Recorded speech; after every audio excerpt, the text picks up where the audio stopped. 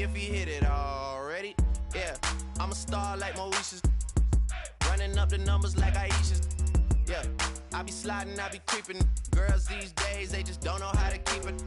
But I got it all handled. They try to box me and I got my own angles. Yeah, I'ma spend the summer getting to the cake and I'ma wishing wood on every candle. I'm like, please, please tell me why you always.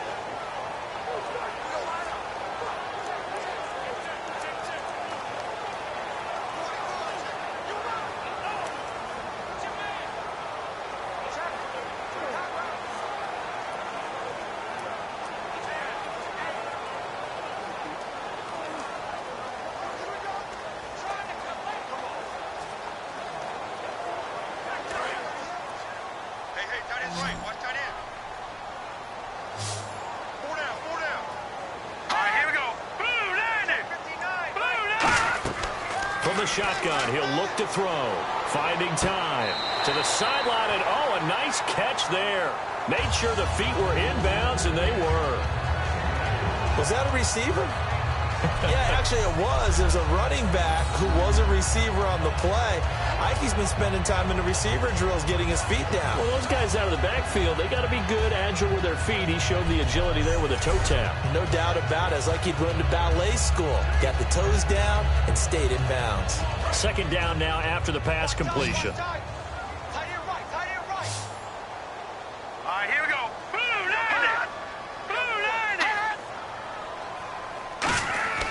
Now back to throw.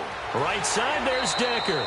And he'll get it down on the play to the 37. It's a gain of 7, and that'll bring up what looks to be a 3rd and inches. Can't be more than a half a foot. But it appears that they read man defense and went to the out route, and what you have to do on that one is the receiver's got to make sure he works the defender towards the middle of the field to give himself space to cut to the outside and have that ball delivered with good timing, and they got it done.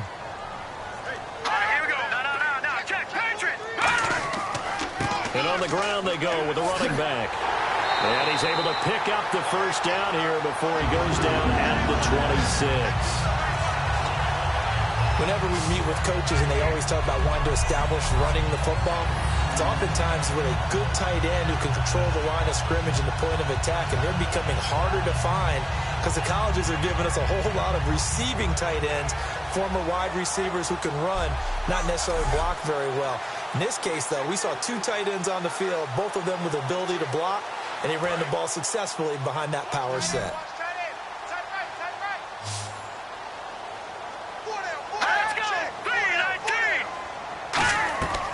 On first down, he'll drop to throw. That is caught at the 7. And he will take it on in for a Bengals touchdown. A.J. Green, 26 yards. And the Bengals have taken the lead here in the 4th. I know these wide receivers are about flash and dash and high-flying plays, but a good number of them played running back at some point in their career, and that's how they finish off a lot of their big plays, run after the catch. And this time he finishes off the big play in the end zone. So a big play coming up for the Bengals as they'll indeed go for 2.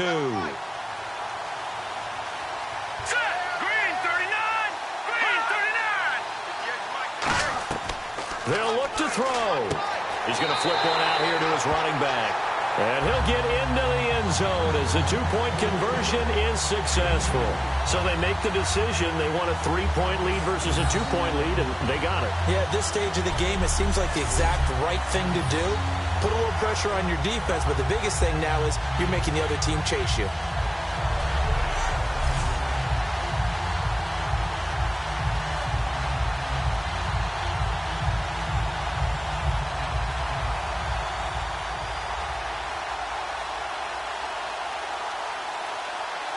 After the touchdown, here's Mike Nugent now to kick this one away. This is fielded at the goal line. And he will be marked down right there at the 20-yard line. The Bengals defense gearing up as they take the field. Obviously a close game from the defensive standpoint. Maybe don't want to blow it too much out of proportion, but how important is this drive? I think it's huge for them because they've got to find a way to help out their offense, whether it's doing it themselves, taking the ball away and scoring, or setting their offense up in a good position to give them a chance to fully be back in this game. Sometimes that defense triggers the offense. We'll see.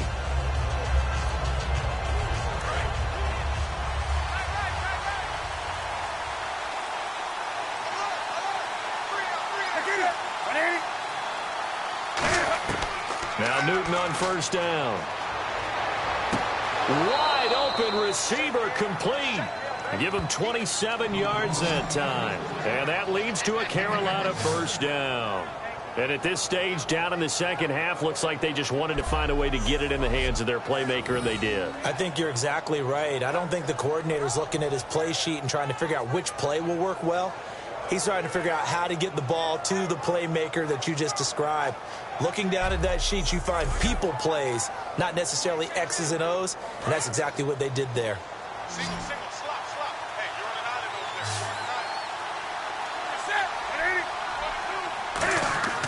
over there. Newton on first down. Finding a safety valve here. That's complete. And he's brought down. It's a pickup of 14 there. And it'll be first down, Panthers. We always talk about having to read defenses and how complicated that is. Well, this was an excellent read. Read the pressure and got rid of the football before it even got to him for a nice game. And when they're blitzing like that, running back usually a good spot to go with the football? Without a doubt, because he's right in your sight line or he's near you. So you're able to just get it to him easily. And once he gets in space, that's usually a good matchup for him.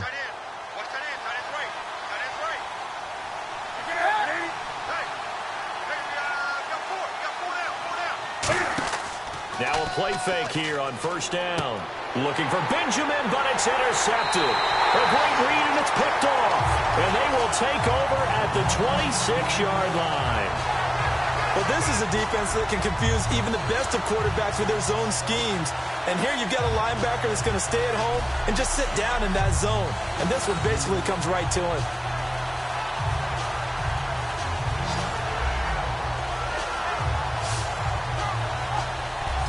Getting set to go again as we look at the back heading onto the field again. And we have seen a decline in the numbers. Where does the fault lie? Just him? Maybe the guys up front? Combination? Well, as you and I both know, it's almost always a collective deal. But in this case, I think maybe the offensive line got a little overconfident. They had blocked so well in the first half, picked up on what the defense was doing. I think we've seen an adjustment now that they have not picked up on, and now they're being a little bit overwhelmed.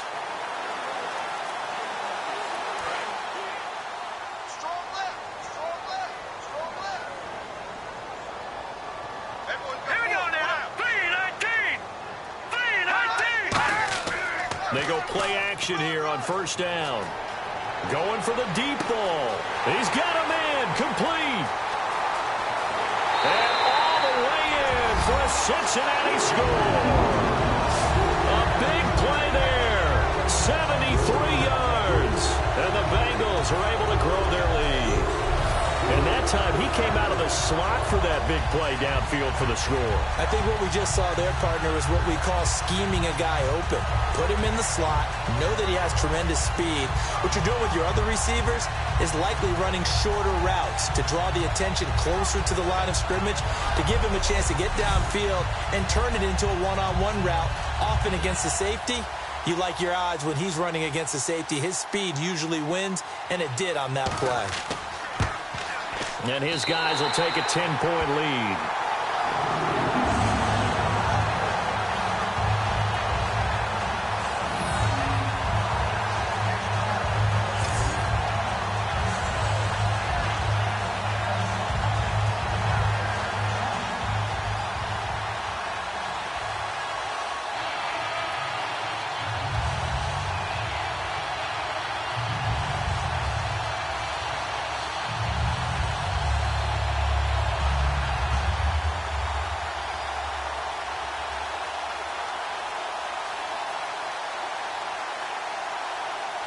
After the touchdown, here's Mike Nugent now to kick this one away.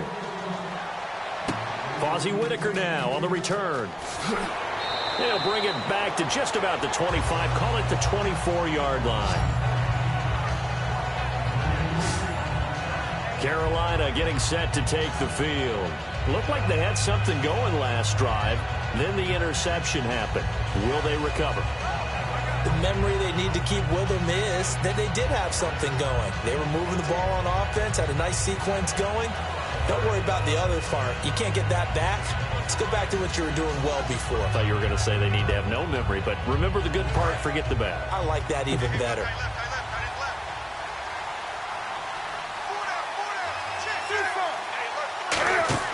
Trying to shake off the interception. He'll look to throw.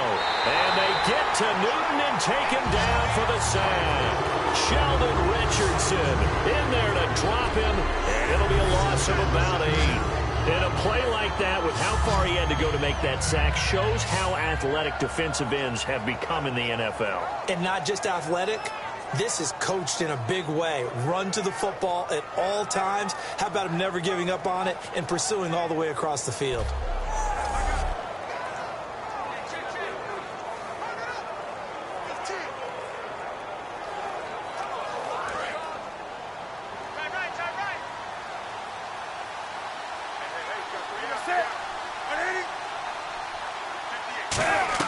On second down, here's Newton. And he'll be out of bounds right around the 20. It'll be a 3-yard gain, and that'll force upon him a 3rd and 14.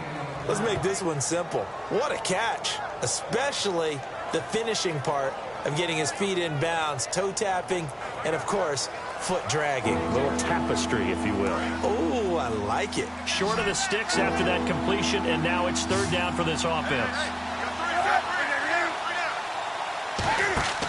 Off play action, Newton to the sideline, and that is a heck of a catch as he was able to get both feet in.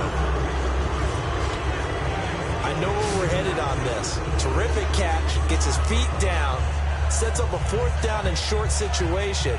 But I bet we're wondering, why didn't he get to the 1st down marker running his route? Am I correct? You got to know where the marker is, right? Got to figure it out. I know every receiver is taught that. Sometimes circumstances change it. At least they have an opportunity to make a decision with not much yardage to go. And he puts a little something extra into this one, by far his best of the night. And that one hits a little too close to the goal line, and it continues into the end zone for a touchback.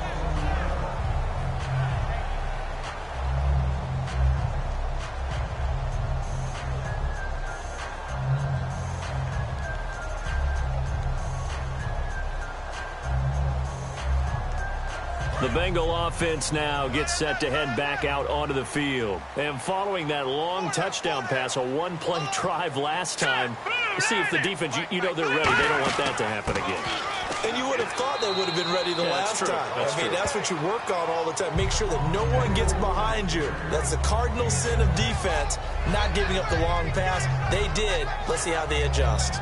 And in this situation with a lead 4th quarter, they're liking keeping the ball on the ground, I'm sure. It's just smart football, but you know the defense has to know it as well. They've got to stop them here. So now we're going to see that loading the box in a big way. 6, 7, 8, 9, whatever it's going to take. Puts a little bit more pressure on your big offensive line. And he's brought down after a good gain. A big play that time on the catch and run. And it'll move the chains. He's played a great game. It continues right there, even with this lead, confident to throw the pass and have the reception made. There's no doubt who the leader of their team is there? There's no doubt who they want to ride all the way to the finish. Because strategy would tell you, run the football, run the clock down. Instead, they're letting him throw it because they feel that confident in what he's getting done. They'll look to throw here on 1st down. Green's got it over the middle. And he's brought down. They'll get 19 yards there. And the Bengals are going to have a 1st down. And defensively, they just don't seem to have much of an answer for this passing game. Not at all. Look at the confidence that's exhibited here. With that type of a lead, clock on their side, instead of running it, they're still throwing it, trying to pick up 1st downs and keeping the football.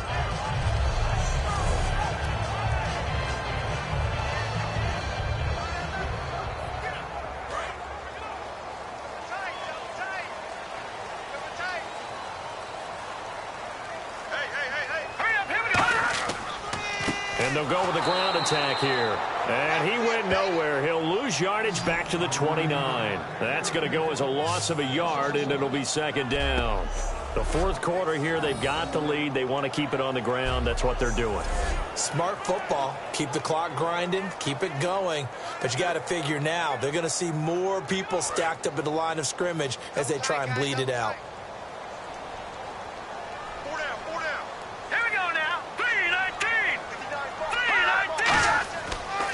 And he'll give it here to his running back. And inside the 20 before he's brought down. They pick up 12 on the play there, and they move the chains. And that run was what a lot of people call an explosive run. Gave them good yardage, solid yardage. They feel good about the whole thing, and they did it behind a two tight end set. It's always interesting to watch what offenses want to do with the two tight ends. Sometimes they line them up together for a power set. Sometimes they put one on each side of the line of scrimmage to balance things out. No matter what, though, when you see two tight ends on the field, your first thought is to think of run. In this case, the offense was able to run successfully. He'll be hit and taken down at the 21. The 2015 All-Pro Thomas Davis from his outside linebacker spot. He gets him down here for a loss of 4. It's interesting, partner, that most defenses try and guard the 35-yard line actively because they think the way kickers are nowadays, about a 52-yard field goal, they're kind of giving up points. But you get even deeper into territory, you get into the red zone, they're going to guard it even more, which means more pressure, more blitzing. And this will probably be the last play they can squeeze in here before the 2-minute warning. Defense always has to be careful in this situation. A lot of teams like to take a shot.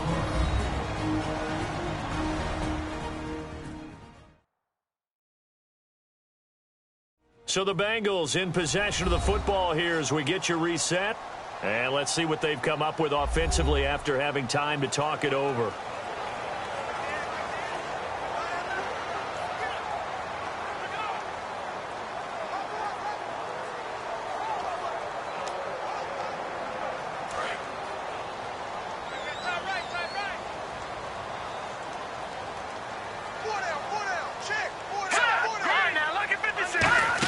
They'll run it now out of the gun. And he'll take this in. And now we get a timeout called on the defensive side of the ball by the Panthers. It's just their first. They've got 2 more to use here in the final stages.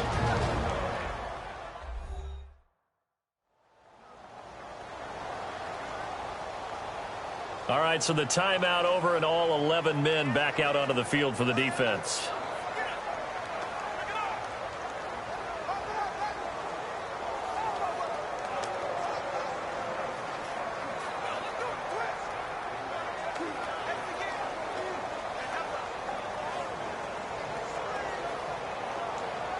Seventh play of this drive coming up, but a long way to go on 3rd down.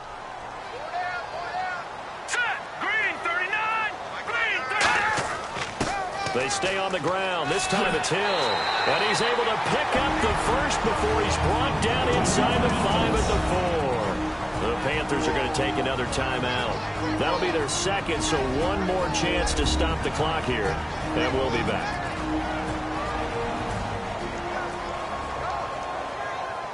So a defensive timeout, chance to regather, regroup, and get set as we resume action.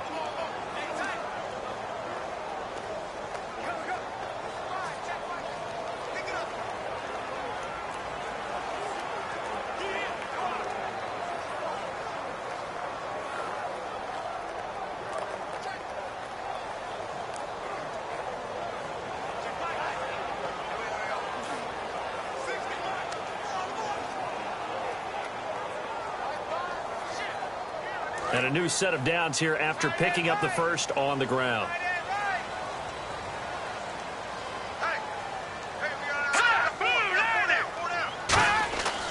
And they'll try the ground game here with the running back.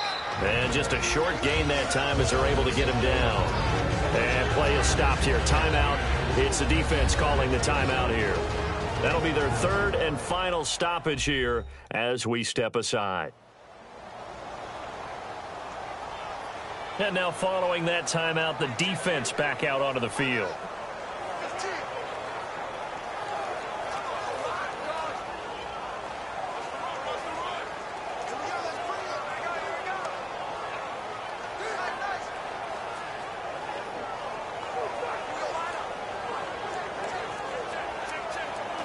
Now this will be the 9th play on this drive. Hey, you're on an island over there. Single receiver. Here we go. 3-19. That one looks like he'll throw here. And he's got it. Touchdown, Bengals. Jordan Reed there to make the grab. And the Bengals add on to their lead. Well, it'd be real easy to say that they are firmly in control right now, but I'm looking at your face and I'm thinking I've got to be careful with that. Well, it's a 2-score game. You're inside of 2 minutes. I think you can breathe relatively easily now. Yeah, you can, but still, you got to stay vigilant. Can't give up anything cheap and easy. That could put you in some jeopardy. Still an important piece of business to take care of, the extra point. And that'll make this a 3-score game as the lead moves to 17.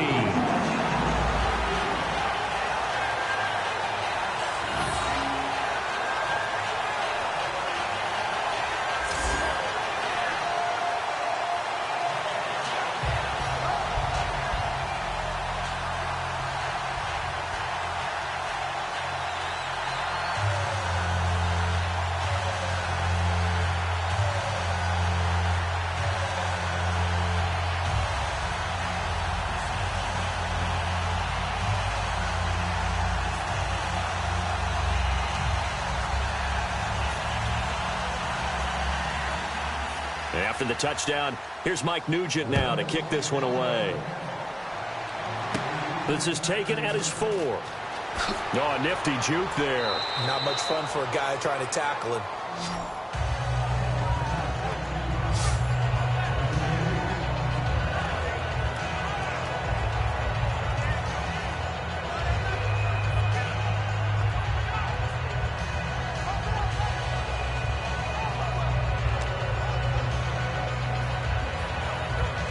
Carolina getting set to take the field. They're down big here late. I don't know. You just one last drive here for pride? Some people like to do that. I remember playing for a guy once. We were down huge, and someone said, "Coach, what do you want to call?" He just waved a hand like, "Who cares? Let's get out of here and do something some other time." But some teams like to do something at the end to feel a little bit better as they continue to move forward. Yeah, probably just want to put this one behind them.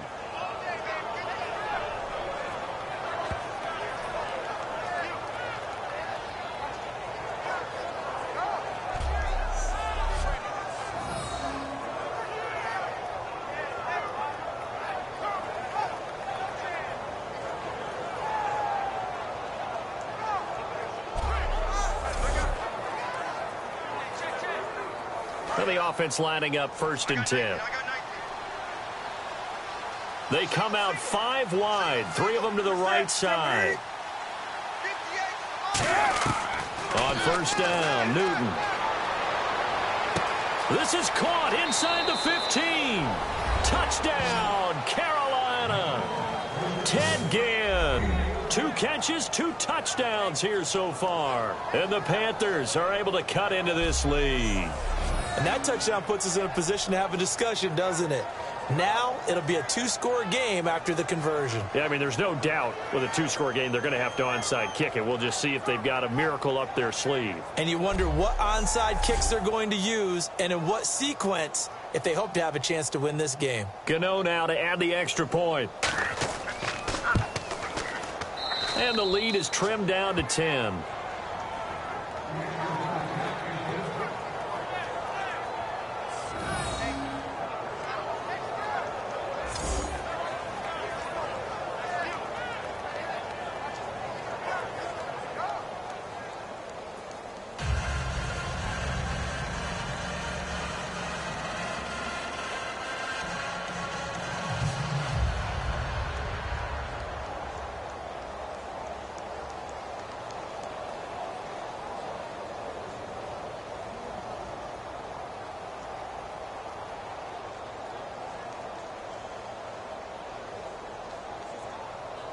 So 2 scores down. Time definitely not an ally, but here comes the onside kick.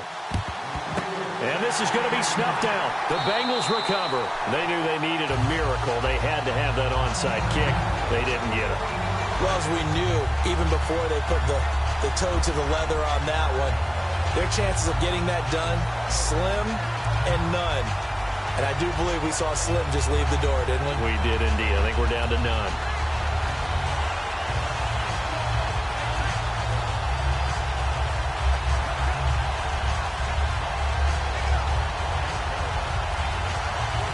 Cincinnati now ready to take the field. Getting down to the end here, they have a two-score lead. Barely, but it's a two-score lead, so that probably makes you as a coach feel a lot more comfortable right now, doesn't it, Charles? It does, but it doesn't mean now you go out and run option or some kind of wild double reverse or anything like that. But you do know that if anything does go haywire, you're still in control of this game. I want a double reverse, don't you? I'm just waiting for that day where we actually see something like that in this situation. Well, we'll see what happens here.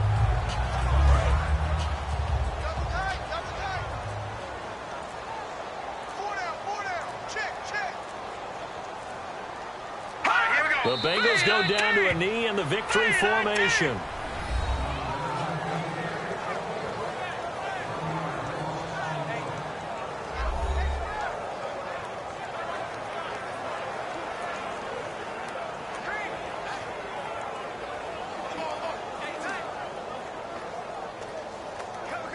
If they want it first, they need to get the football to the 32 here on third down.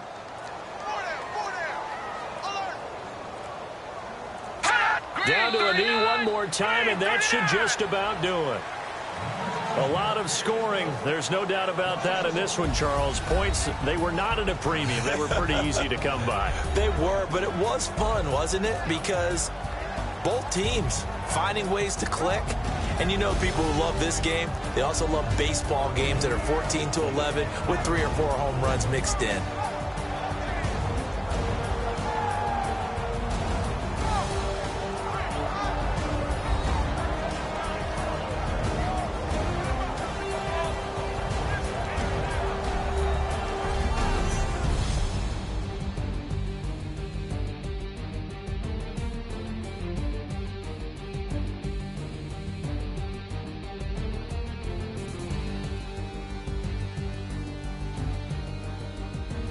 So that'll just about do it for Charles Davis. I'm Brandon Gaudin. You've been watching the NFL on EA Sports. For more, log on to easports.com.